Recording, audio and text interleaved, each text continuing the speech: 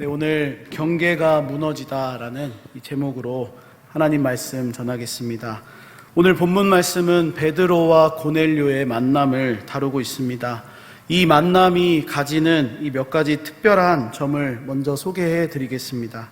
이것은 유대인과 이방인의 만남입니다. 우리가 잘 아는 대로 이 유대인들은 이방인들을 만나기를 꺼려했습니다.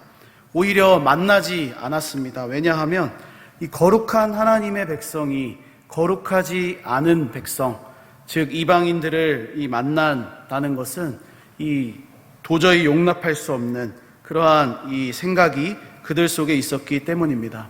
그래서 이 유대인과 이방인 사이에는 이 보이지 않는 어떤 경계, 물론 이 나라의 경계도 있겠지만 그들 속에는 이미 생각 가운데, 이 유대인들의 마음 가운데 우리는 이방인들과 만날 수 없다라는 이 경계가 있었습니다.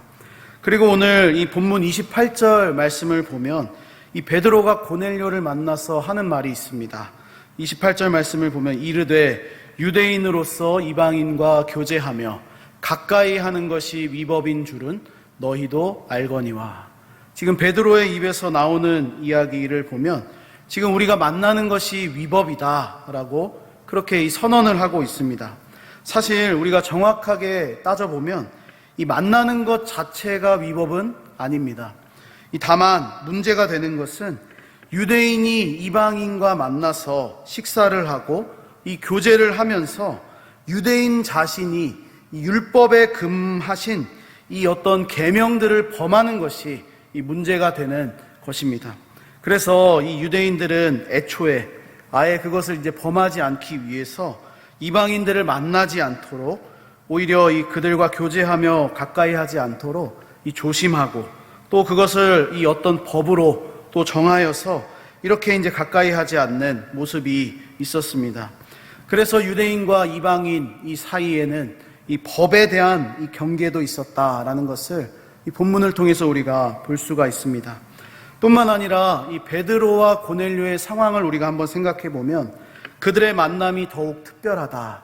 이것이 아주 특별한 만남이다라는 것을 한 가지 알게 되는데 이 베드로와 고넬료의 바로 신분의 차이입니다.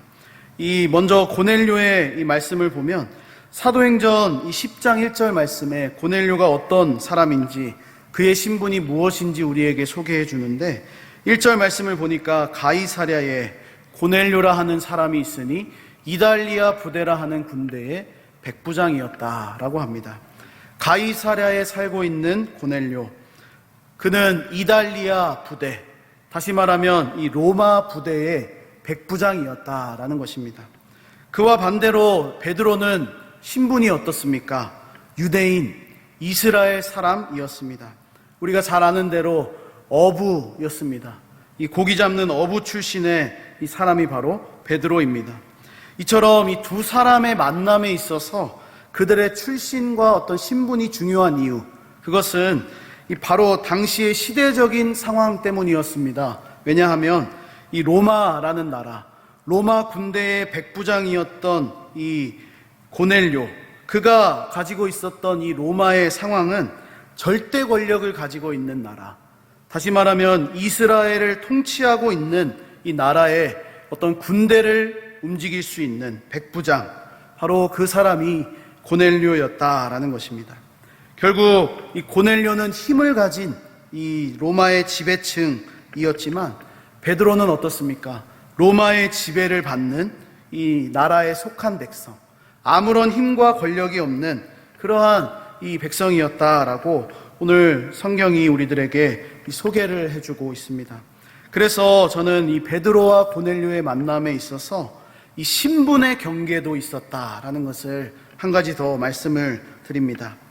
그런데 오늘 이 두 사람이 만나고 있습니다. 이처럼 이 유대인과 이방인 혹은 이 법적인 경계 또 신분의 경계가 있었지만 이 하나님의 어떤 섭리와 계획 아래에서 이 두 사람이 지금 만나고 있습니다. 우리가 말씀을 이렇게 쉽게 또 읽어 나갔지만 사실 이 모든 경계들, 제가 앞에서 잠시 소개해 드렸던 이 경계들이 아무렇지 않은 것처럼 보일 정도로 이 두 사람의 만남이 아주 자연스럽고 또 오히려 이 유대인과 이방인, 또 법, 이 신분이라는 이 경계가 그들의 만남을 막을 수 없는 이 것처럼 느껴질 정도의 이 만남이 이루어지고 있습니다. 또 한 가지는 그들이 만날 이유가 전혀 없었습니다. 유대인과 이방인, 여러 가지 경계를 우리가 생각해 보지 않아도 어떻게 그들이 만날 수가 있었겠습니까? 그러나 우리 하나님의 섭리와 계획 아래에서 그들이 어떤 만남보다, 어떤 사람들의 만남보다 더 위대하고 아주 중요한 만남을 오늘 본문에서 하고 있습니다. 주 안에 사랑하는 여러분, 저는 오늘 베드로와 이 고넬료의 만남, 이 이야기를 통해서 장벽의 문제, 어떤 신분이나 법의 문제, 나라와 이 어떤 상황의 문제, 그것들이 가로막고 있는 상황이었지만 그들의 만남을 막지 못했던 몇 가지 이유들을 좀 생각해 보고 또 함께 은혜를 나누기 원합니다.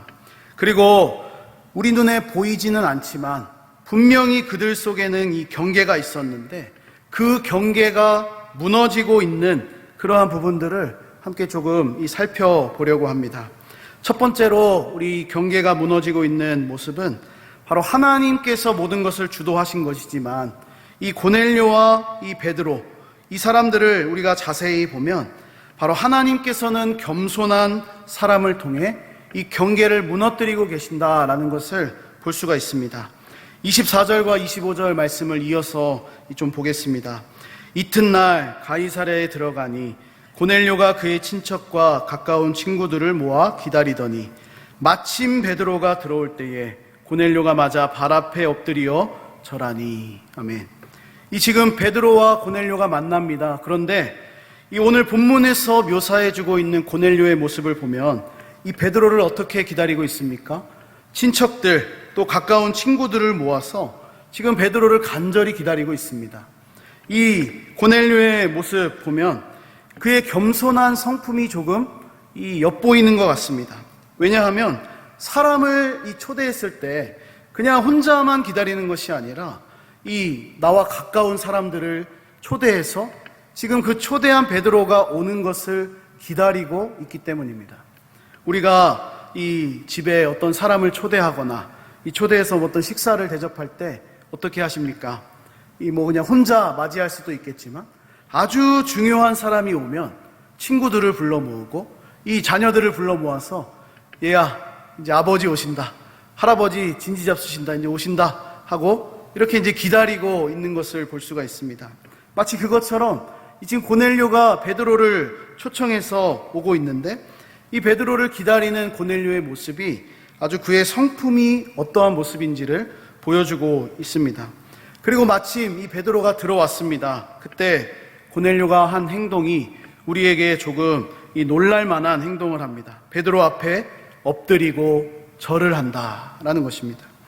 우리는 여기서 고넬료의 신분을 한번 생각해 보아야 합니다. 왜냐하면 이 고넬료가 로마 군대의 백부장이었기 때문입니다. 군인이 엎드려서 절한다라는 것, 그것은 평범한 것이 아닙니다. 쉽게 우리나라 군인의 모습만 생각해 보아도 군인이라고 하면 조금 딱딱하고 또 고든 어떤 절개를 지키는 또 경직된 어떤 이미지가 있는 것이 이 군인의 특징입니다. 더 나아가서 고넬료는 일반 병사가 아니었습니다. 100명의 군사를 거느리는 백부장, 곧 지휘관이었습니다. 그런데 베드로는 어떻습니까? 당시 그냥 이 로마가 지배하고 있었던 그 식민지의 한 사람이 이 베드로였습니다. 그러니까 군대의 지휘관이었던 고넬료, 이 엎드려서 절한다라는 것은 이 베드로가 해야 할 일이었습니다. 베드로가 그 집에 들어올 때 이 지휘관을 보고 오히려 그가 엎드려야 되는 이 문제였습니다. 그러나 이 고넬료의 행동을 보면 베드로 앞에서 고넬료가 엎드리고 있습니다. 그러므로 우리가 이 상황들을 한번 생각해 보면 그렇구나. 이 고넬료의 평소의 성품이 얼마나 그가 겸손했는지, 어떤 만남이라도 그가 아주 주의 깊게 또 아주 신중하게 대했는지를 알 수가 있는 것이지요. 또한 우리가 베드로의 모습도 한번 주목해 보겠습니다. 26절 말씀을 보니까 베드로가 이 고넬료를 일으키면서 하는 이야기가 있습니다. 일어나라, 나도 이 사람이다. 이 고넬료의 극진한 대접을 받은 베드로가 어떤 사람이었습니까? 성령 충만하여서 한번 이 설교를 하니까 3,000명이나 돌아오는 놀라운 기적을 베푼 사도가 바로 이 베드로입니다. 아마 그 당시에 이 유명한 이야기들이 있었을 겁니다. 베드로가 이전에는 그렇지 않았는데 성령이 임하시니까 그가 한번 설교하면 많은 사람들이 이 예수님을 믿게 된다라는 이 아마 유명한 이야기들이 있었을 겁니다. 그러나 이 유명한 베드로가 들어올 때 이 고넬료가 아주 극진히 대접을 하니까 베드로는 마치 당연한 듯이 대하지 않고 겸손함을 보입니다. 일어서라, 나도 사람이다. 나도 사람이다. 이 말은 무엇입니까? 내가 한 모든 일들이 하나님이 하신 것이다 라는 것을 인정하는 이 베드로의 모습을 우리가 또 볼 수가 있는 것입니다.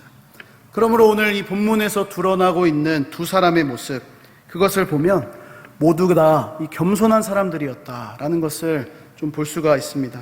물론 우리 하나님께서 이 모든 계획들을 하시고 또 그들을 만나게 하시는 이 모든 어떤 하나님의 섭리가 있었지만 그들이 가지고 있었던 그 성품, 겸손함, 또 이 하나님 앞에서의 어떤 신실함, 그것이 그대로 오늘 성경에서 그들의 만남 속에서 드러나고 있습니다. 결국 유대인과 이방인, 또 법이라는 어떤 경계, 이 군인과 식민지의 백성이라는 그러한 문제들이 그들의 겸손함을 인해서 무너지고 있는 것입니다. 사랑하는 여러분, 하나님께서는 사람들을 사용하시고 또 만나게 하시면서 그 사람의 성품들을 사용하십니다. 그 사람에게 허락된 이 장점들, 또 그 사람이 잘하는 부분들, 그것을 한순간에 그냥 바꾸어서 사용하시지 않고 그 사람에게 있는 그 장점들을 그대로 살려서 잘못된 방향으로 가고 있다면 그것을 하나님의 영광을 위해서 사용하도록, 또 어떤 이 방향을 맞추어서 그대로 쓰시는 것을 우리가 성경을 통해서 자주 볼 수가 있습니다. 이 베드로와 고넬료도 마찬가지입니다. 평소에 그들이 겸손한 성품을 가지고 있었기 때문에 우리 하나님께서는 이방 선교의 문을 그들을 통해서 여시는 이 놀라운 계획들을 이루어 가고 계신 것입니다. 이와 같이 우리 성경에는 겸손한 사람들에게 주시는 하나님의 은혜가 풍성하다라는 것을 다양하게 가르쳐 주는데, 대표적으로 제가 한 가지만 이 한 구절만 보도록 하겠습니다. 이사야 57장 15절 말씀입니다.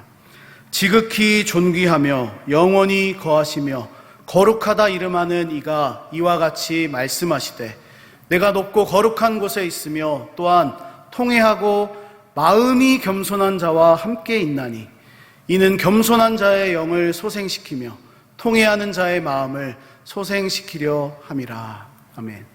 이 이사야 뒷부분은 하나님이 주시는 회복과 구원에 대한 말씀입니다. 그런데 하나님께서 원하시는 자가 누구입니까? 겸손한 자입니다. 그의 영을 소생시키신다, 그를 위로하시고 또 소망을 주신다라고 이 하나님께서 겸손한 자에게 베푸시는 은혜가 있다는 것을 말씀해 주십니다. 주 안에 사랑하는 여러분, 하나님께서 우리를 통하여 일하시는 것, 하나님께서 우리 안에서 역사하시는 이 모든 일들은 겸손한 자들을 통해서 일하신다라는 것이죠. 그러므로 우리 모두 겸손한 자들이 다 되시기를 주님의 이름으로 간절히 소망합니다. 우리 두 번째로 볼 것은 바로 하나님께서 기도의 사람을 통해서 이 경계를 무너뜨리고 계십니다. 오늘 본문이 시작되는 시점, 이 사도행전 10장의 앞부분인데, 이 베드로와 고넬료의 모든 이 일들이 언제 일어나냐면 기도하는 시간에 그것이 주어지고 이루어지고 있습니다. 10장 3절 말씀을 보면, 하루는 제9시쯤 되어 환상 중에 밝히 보매 하나님의 사자가 들어와 이르되 고넬료야 하니, 이 고넬료가 베드로를 초청하는데 이 초청하기 위한 하나님의 사인이 언제 오냐면 기도하는 중에 제9시 기도 시간에 이 환상 중에 임하였다라고 성경이 말씀을 하십니다. 또한 베드로도 10장 9절에 기도하려고 지붕에 올라갔을 때 하나님께서 환상을 주십니다. 제6시에 하나님이 환상을 주셨는데 이 어떤 보자기에 쌓은 동물들이 내려와서 그것을 먹어라 하시는 하나님의 음성입니다. 베드로가 3번이나 거절했는데 하나님께서 내가 깨끗하게 한 것을 네가 어떻게 속되다고 말하느냐라고 하시는 이 환상이 오늘 본문 앞에 이 사도행전 10장 앞부분에 기록이 되어 있습니다. 그러니까 베드로와 고넬료 이 모두가 기도하던 중에 하나님의 뜻을 알게 되었습니다.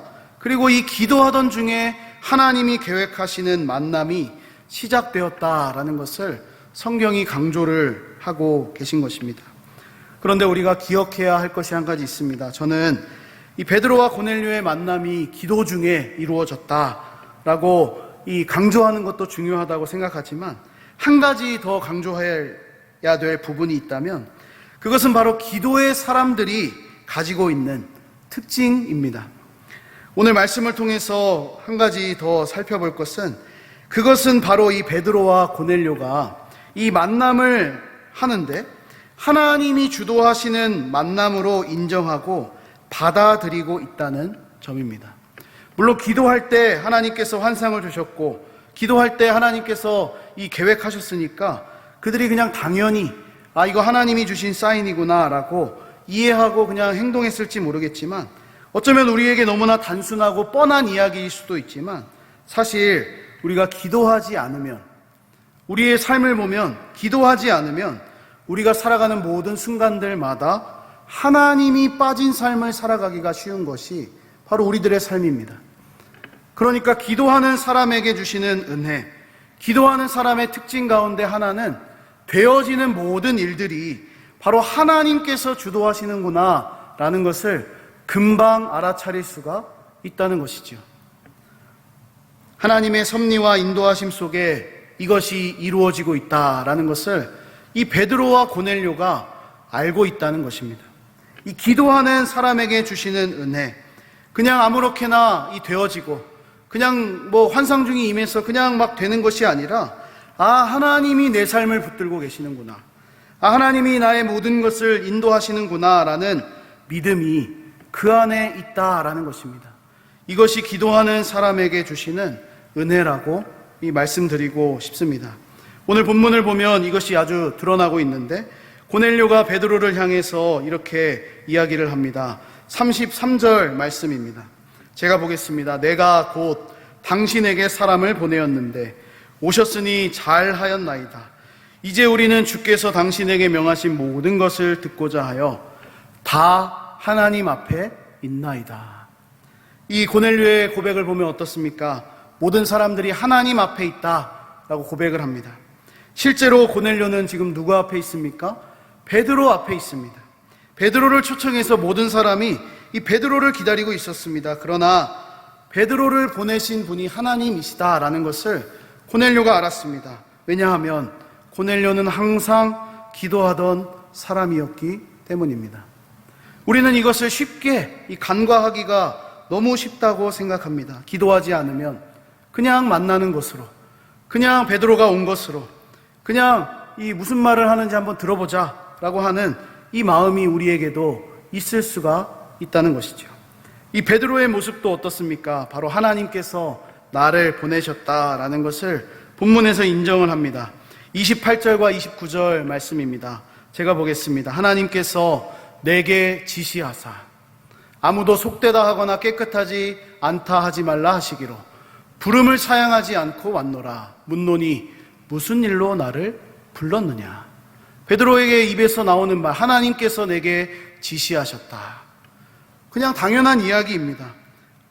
너무나 쉽게 넘어갈 수도 있습니다. 하나님이 기도 중에 환상으로 보여주셨으니까 당연히 하나님이 하신 거지 라고 생각할 수 있지만 기도하지 않으면 그것을 알 수가 없다는 것입니다.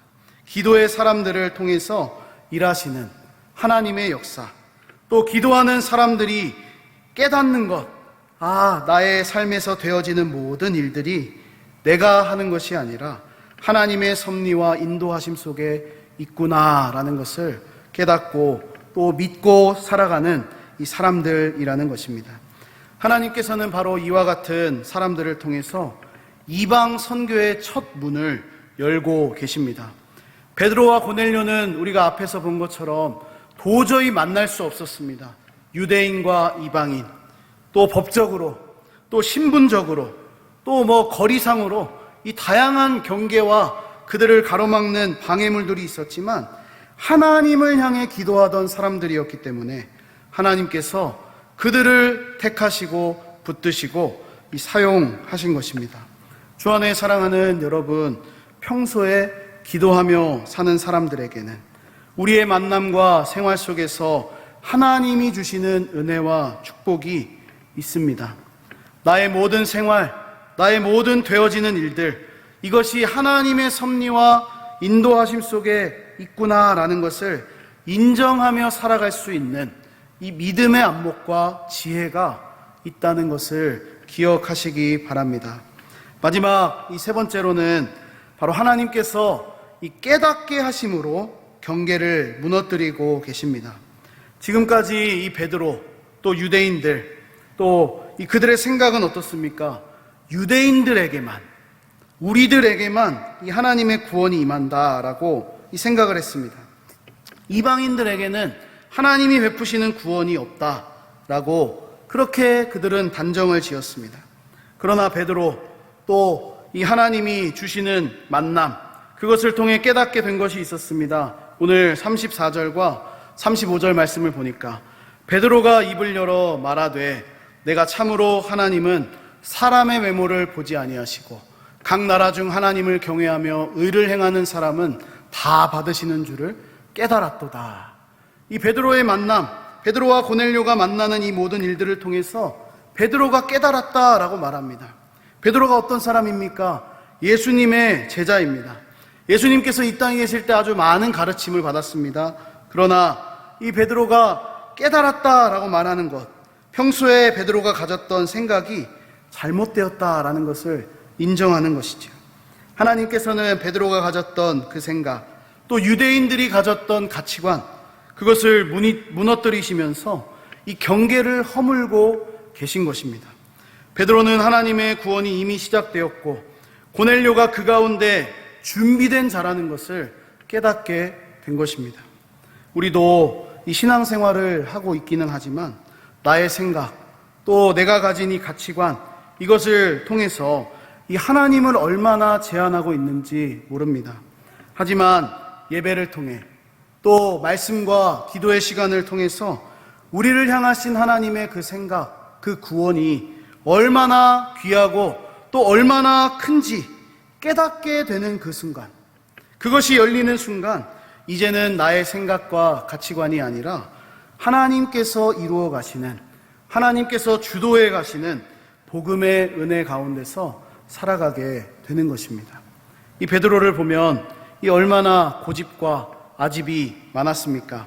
이 하나님께서 3번이나 먹으라 하시는데도 먹지 않겠습니다 라고 말하는 그 열심, 그 정말 율법을 범하지 않으려는 그 마음, 그 태도를 보면서 하나님이 그것을 무너뜨리시면서 이 고넬료를 만나게 하셨고 또 새로운 은혜를 주시는 것입니다. 사랑하는 여러분, 우리도 이 예배 시간에 나의 생각, 나의 어떤 이 가치관, 이 모든 것들을 내려놓을 때, 우리의 손을 빈손으로 만들 때 하나님이 부어주시는 새로운 은혜가 있다는 것을 기억하시기 바랍니다. 우리 말씀에 좀 결론을 맺으면서 이렇게 마무리를 하겠습니다. 오늘 베드로와 이 고넬료의 만남을 우리가 보면서 이 보이지 않는 경계가 있었다, 또 담이 있었다라고 이 생각을 했습니다. 유대인과 이방인이라는 경계, 법으로 금지한 경계, 로마인과 이스라엘인이라는 이 상황, 이 모든 것들이 그들의 만남을 이루어질 수 없도록 막고 있는 것처럼 보였습니다. 하지만 하나님께서는 이방 선교의 문을 여시기 위해서 그들을 만나게 하십니다. 우리는 이 만남의 이야기를 보면서 복음이 가지고 있는 의미가 무엇인지 한 가지 기억할 수가 있습니다. 그것은 바로 우리와 하나님 사이에 막힌 담, 그것을 무너뜨리신 예수 그리스도의 복음입니다.